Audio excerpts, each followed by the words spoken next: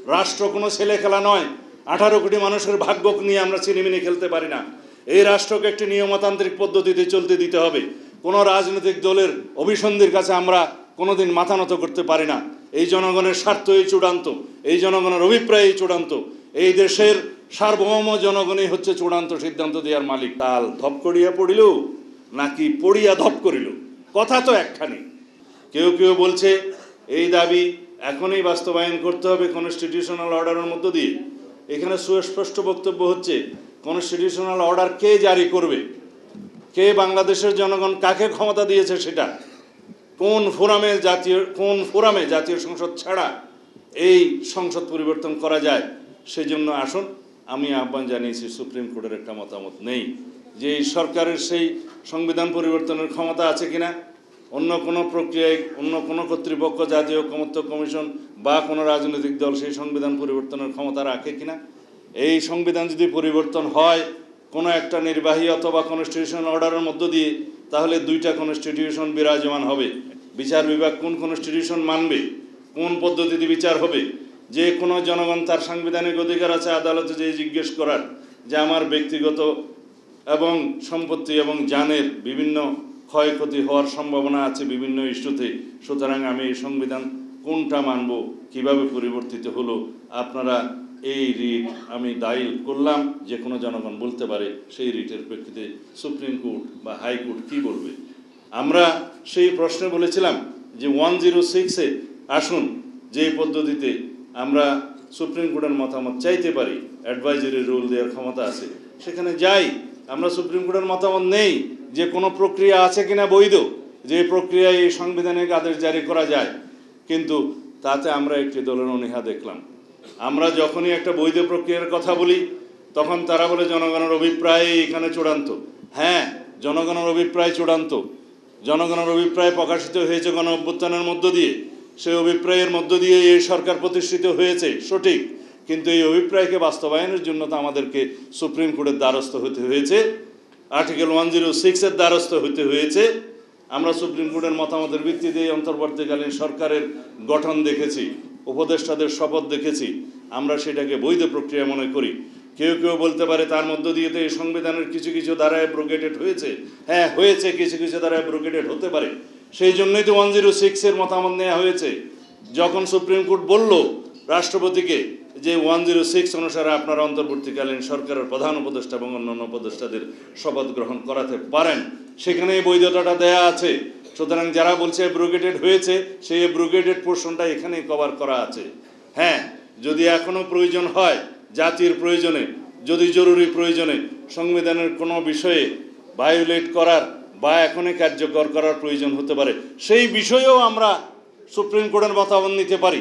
যে কোনো একটা আইনানুগ, বৈধ এবং সাংবিধানিক প্রক্রিয়া ছাড়া বাংলাদেশের সংবিধানকে পরিবর্তন করার কোনো অধিকার আমাদের কারো নেই। তাহলে পরে এমন একটি পরিস্থিতির নজির সৃষ্টি হবে, যেই নজিরটা আগামী 2 বছর পরে, 5 বছর পরে বারবার কোনো না কোনো দাবির মুখে পড়বে যে এইভাবে এই প্রক্রিয়ায় আবার সংবিধান পরিবর্তন করেন। রাষ্ট্র কোনো ছেলে খেলা নয়। 18 কোটি মানুষের ভাগ্য নিয়ে আমরা ছিনিমিনি খেলতে পারি না। এই রাষ্ট্রকে একটি নিয়মতান্ত্রিক পদ্ধতিতে চলতে দিতে হবে। কোনো রাজনৈতিক দলের অভিসন্ধির কাছে আমরা কোনোদিন মাথা নত করতে পারি না। এই জনগণের স্বার্থই চূড়ান্ত, এই জনগণের অভিপ্রায়ই চূড়ান্ত, এই দেশের সার্বভৌম জনগণই হচ্ছে চূড়ান্ত সিদ্ধান্ত দেওয়ার মালিক। আসুন আমরা তাদের কাছে যাই।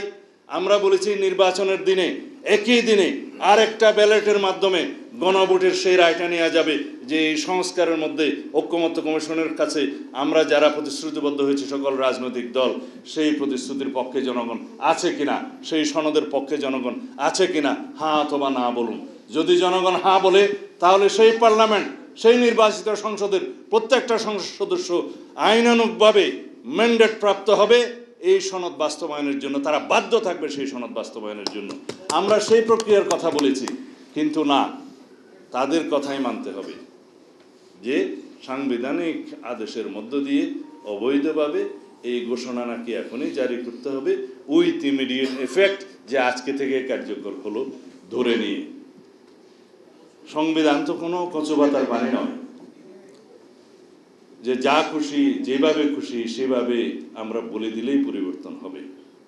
অনেক বক্তব্য দিয়েছে এই ব্যাপারে, যখন রাষ্ট্র সংবিধান ছিল না, দেশে যখন স্বাধীনতার ঘোষণা দিতে হয়েছিল, বাংলাদেশের উপরে যখন যুদ্ধ চাপিয়ে দেয়া হয়েছিল, তখনকার নির্বাচিত প্রতিনিধিরা এই ভূখণ্ডের জন্য গণপরিষদ গঠন করে স্বাধীনতার ঘোষণাপত্র জারি করেন।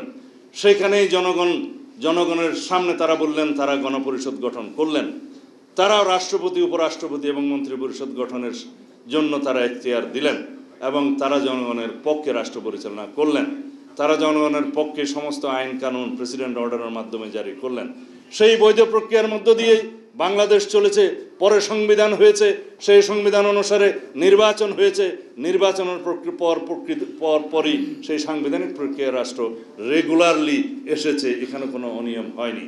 এখন পর্যন্ত 17 বার এই রাষ্ট্রের সংবিধান পরিবর্তন হয়েছে, অ্যামেন্ডমেন্ট হবে, আগামীতে 18 বারও হবে। পৃথিবীর কোনো রাষ্ট্রে এই পর্যন্ত, উন্নত রাষ্ট্রেও 127 বার পর্যন্ত 1947 সাল থেকে এই পর্যন্ত সংবিধান পরিবর্তন হয়েছে। জনগণের জন্যই সংবিধান। সুতরাং জনগণ সেই সংবিধান পরিবর্তন করবে জনগণের চাহিদা অনুযায়ী, সমাজের চাহিদা অনুযায়ী, যুগের চাহিদা অনুযায়ী, জনকল্যাণকে সামনে রেখে। সুতরাং আমরা যেন কেউ আবেগী না হই, কেউ যেন এটা না বলি যে গণপরিষদের মাধ্যমে নতুন সংবিধান করতে হবে। আমি তাদেরকে বলেছিলাম, গণপরিষদের মাধ্যমে নতুন সংবিধান প্রণীত হলে সেই সংবিধানকে আর পরিবর্তন করা যাবে না। 1972 সালে যে সংবিধান প্রণীত হয়েছে সেটা কি গণপরিষদের মাধ্যমে হয়নি? সেটাকে 1 বছরের ভিতরে পরিবর্তন করতে হয়নি, সংশোধনী আনতে হয়নি? নতুনভাবে যদি গণপরিষদের নামে আমরা একই জিনিস ধারণ করে এটাকে নতুন সংবিধান নাম দেই, তখন কি সেই সংবিধান পার্মানেন্ট হয়ে যাবে, ধর্মগ্রন্থ হয়ে যাবে? সেটা কি পরিবর্তন করা যাবে না? অবশ্যই পরিবর্তন করা যাবে জনগণের চাহিদা অনুযায়ী। সুতরাং আসুন, নতুন সংবিধান বলি বা সংশোধিত সংবিধান বলি, গণপরিষদের মাধ্যমে বলি বা জাতীয় সংসদের মাধ্যমে বলি, ঘটনা তো একই। আমরা একটা কথাই বলি যে তাল ধপ করিয়া পড়িল নাকি পড়িয়া ধপ করিল, কথা তো একখানি। এই যে জনগণ ঐক্যমত্যে আসলো, সেই রাজনৈতিক দলগুলো ঐক্যমতে আসলো সংবিধানের কিছু বিষয় সংশোধনের জন্য, মৌলিক সংবিধান সংশোধনের জন্য, সেইগুলো যেই প্রক্রিয়াই গ্রহণ করা হবে, সেই প্রক্রিয়াটা একটা সাংবিধানিক বৈধ এবং আইনানিক প্রক্রিয়ার মাধ্যমেই হতে হবে। এটাই হচ্ছে আমাদের বক্তব্য।